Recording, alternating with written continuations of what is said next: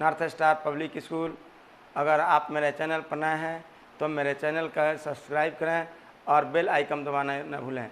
देखो बच्चों, आज मैं वीडियो क्लास 9th का सब्जेक्ट केमिस्ट्री का चैप्टर एटॉमिक स्ट्रक्चर यानी परमाणु संरचना लेकर के आ रहा हूँ।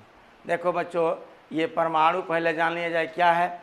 सबसे पहले डाल्टन नामक वैज्ञानिक ने ये आपका परमाणु के बारे में बताया कि परमाणु पदार्थ का वह माइक्रो पार्टिकल्स है, यानी ऐसा सूक्ष्म कण है जिसको विभाजित नहीं किया जा सकता है, यानी तोड़ा नहीं जा सकता है। लेकिन देखो बच्चों, अदर साइंटिस्ट, मॉडर्न साइंटिस्ट ने इस एटम के बारे में खोज करना शुरू किया, रिसर्च करना शुरू किया, तो कहा कि नहीं, ये डाल्टन जो एटम का डिफिनेशन दिया है उसका डिफिनेशन गलत है। उन्होंने कहा कि नहीं, एटम को हम लोग तोड़ सकते हैं, और एटम को उन्होंने तोड़ा और तोड़ करके पार्टिकल्स निकाला जिसका नाम इलेक्ट्रॉन, प्रोटॉन और न्यूट्रॉन हुआ। इसके अतिरिक्त और पार्टिकल्स मिले जिसको पॉजिट्रॉन, न्यूट्रिनो, मेसन इत्यादि पार्टिकल्स मिले।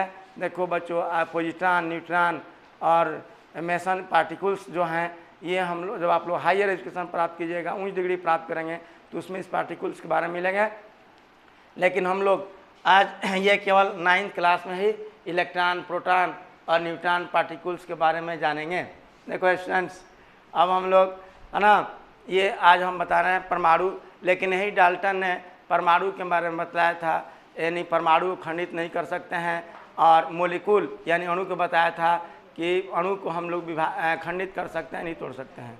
तो देखो बच्चों, उन्होंने एटम का डिफिनेशन यानी परमाणु का डिफिनेशन अणु को दिया था और अणु का डिफिनेशन परमाणु पर दे दिया था। इसलिए देखो स्टूडेंट्स, तो परमाणु का डिफिनेशन संशोधित करके बताया गया कि परमाणु एक ऐसा पदार्थ है, इन ऐसा सूक्ष्म कण है जो स्वतंत्र अवस्था में नहीं पाया जाता है किंतु रासायनिक प्रतिक्रिया में भाग लेता है। इसका मतलब है स्वतंत्र अवस्था में नहीं पाया जाना मीन्स उसको खंडित कर देना, यानी तोड़ा जा सकना, है ना।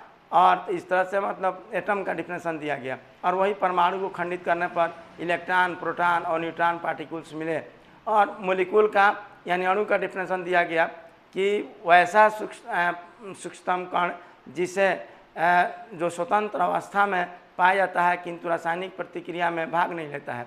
तो स्वतंत्र अवस्था में पाए जाना के मतलब हुआ कि उसको खंडित नहीं किया जाना, और खंडित नहीं किया जाना, है ना। इसलिए ये हम कहते हैं कि मोलिकुल जो है, यानी अणु जो है, स्वतंत्र अवस्था में पाया जाता है किंतु रासायनिक अभिक्रिया में भाग नहीं लेता है। देखो स्टूडेंट्स, तब यही परमाणु के बारे में यानी परमाणु संरचना, तो परमाणु को हम लोग माने ये इलेक्ट्रॉन, प्रोटॉन, न्यूट्रॉन ये पार्टिकल्स मिलकर के बने हैं। यानी परमाणु में एक सेंटर होता है जिसको हम लोग क्या चीज़, न्यूक्लियस या नाभिक के नाम से जानते हैं, जिस पर पॉजिटिव चार्ज पाया जाता है। इसी पॉजिटिव न्यूक्लियस में प्रोटॉन और न्यूट्रॉन मौलिक कण रहते हैं, और इसे किनारे किनारे क्या चीज़, ये इलेक्ट्रॉन चक्कर लगाते हैं।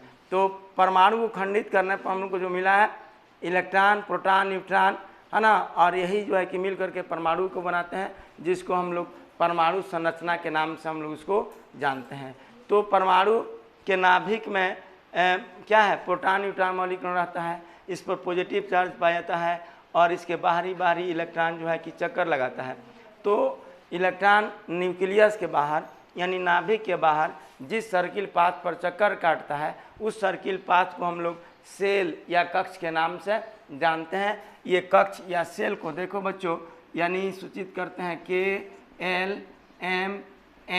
के द्वारा, और इसके सेल के नंबर यानी कक्षों की संख्या को हम लोग n, स्मॉल लेटर n से सूचित किया जाता है, n से सूचित किया जाता है। कक्षों की संख्या n से सूचित किया जाता है, और n = होता है 1 2 3 4। लेकिन देखो बच्चों, इसके बाद ये हो गया एटम हम लोग का यानी परमाणु। तो परमाणु के बारे में हम लोग जाना कि परमाणु किसी पदार्थ का वह सूक्ष्म कण है जो स्वतंत्र अवस्था में नहीं पाया जाता किंतु रासायनिक प्रतिक्रिया में भाग लेता है, और यही परमाणु को खंडित करने पर इलेक्ट्रॉन, प्रोटॉन, न्यूट्रॉन मौलिक कण मिले हैं। और इसी परमाणु के नाभिक में प्रोटॉन, न्यूट्रॉन रहता है। इसके नाभिक पर धन पाया जाता है, और इसके नाभि के किनारे किनारे इलेक्ट्रॉन जो है कि चक्कर काटता है। अब देखो बच्चों, परमाणु के बारे में यानी रदरफोर्ड नामक वैज्ञानिक ने रिसर्च किया और रिसर्च करके बतलाया कि परमाणु जो है कि इसके सोने के पतले पत्थर लिया। देखो बच्चों, ये परमाणु का आकार लिया और परमाणु के आकार लेने के बाद यही रदरफोर्ड साहब वैज्ञानिक ने, है ना, सोने के पतले पत्थर पर अल्फा रेज को प्रवाहित किया। यानी अल्फा रेज को प्रवाहित किया तो देखा कि कुछ किरणें सीधी मार्ग से मतलब ये चले जाती हैं।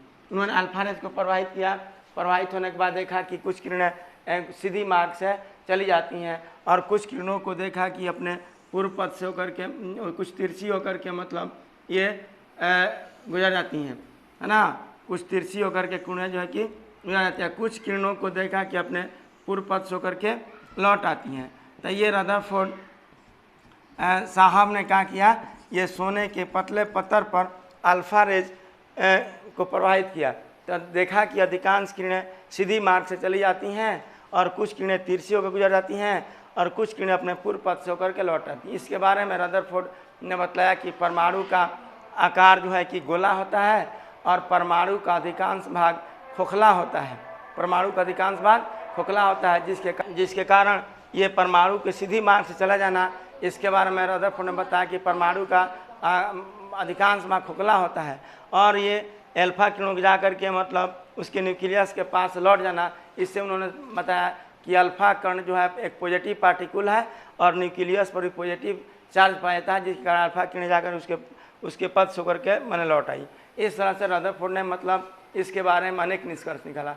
लेकिन देखो बच्चों, रदरफोर्ड ने बताया कि ये इलेक्ट्रॉन इस न्यूक्लियस के चारों ओर जो चक्कर लगाता है तो चक्कर लगाते लगाते, है ना, इसका एनर्जी जो होता है इलेक्ट्रॉन का लॉस होता है और जाकर के लास्ट में अंततः उस न्यूक्लियस में यानी नाभिक में जाकर के गिर जाता है। किंतु ऐसा नहीं होता है ना। तो ये रदरफोर्ड का डिफेक्टिव कहा गया, है ना।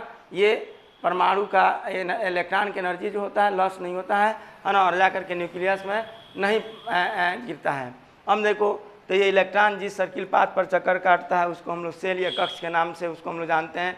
और किसी भी तत्व के बाहरी कक्षा में, है ना, इलेक्ट्रॉनों की संख्याएं जो 2n² होती हैं। तो अब सेल को हम लोग सूचित करते हैं के एलिमेंट से।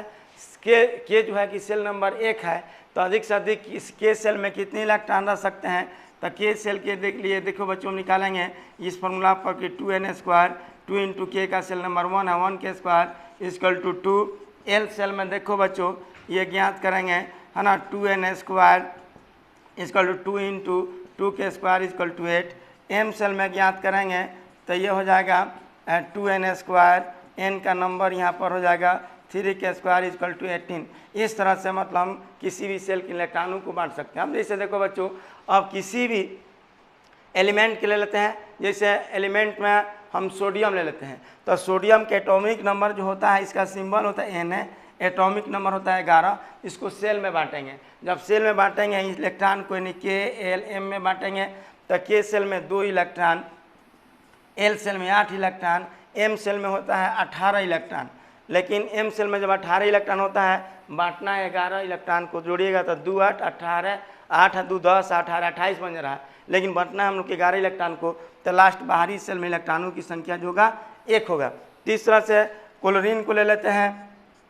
क्लोरीन का सिंबल होता है Cl, इसके सेल में 2 8 और बाहरी सेल में होता है 7। इस तरह से हम ये इसके बाहरी सेल में इलेक्ट्रॉनों की संख्या जो हो गया, कोई सोडियम 1 हो गया और आपको क्लोरीन में 7 हो गया।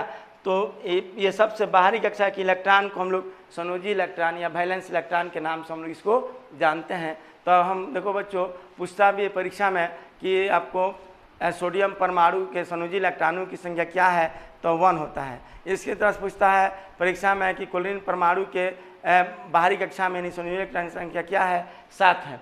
तो इस तरह से हम किसी भी एलिमेंट का यानी किसी भी तत्व के, है ना, बाहरी कक्षा की इलेक्ट्रॉनों की संख्या यानी वैलेंस इलेक्ट्रॉन हम लोग निकाल सकते हैं। इस बात देखो बच्चों, अब इसी सोडियम या क्लोरीन या अन्य एलिमेंट्स को के इलेक्ट्रॉनों की संख्या को जो हम सेल में बांटते हैं यानी सेल में सजाते हैं तो उसका नाम दे दिया गया है इलेक्ट्रॉनिक विन्यास। तो पूछता है परीक्षा में कि इलेक्ट्रॉनिक विन्यास क्या है, तो हम डिफिनेशन देते हैं कि किसी भी एलिमेंट को यानी किसी भी तत्व के इलेक्ट्रॉनों की संख्या को सेल और सब सेल में सजाने की क्रिया को हम लोग इलेक्ट्रॉनिक विन्यास के नाम से जानते हैं। अब देखो बच्चों, तो सब सेल क्या है? तो सब सेल जो है कि परमाणु के अंदर एक ऐसा स्थान है जहाँ इलेक्ट्रॉन पाए जाने की अधिक संभावनाएं होती हैं, उसको हम लोग सब सेल कहते हैं। और सब सेल जो होता है SPDF को हम लोग सब सेल कहते हैं। जैसे S में 2 इलेक्ट्रॉन होता है, उसके बाद आपको P में 6 इलेक्ट्रॉन होता है, D में 10 इलेक्ट्रॉन होता है और F में 14 इलेक्ट्रॉन होता है।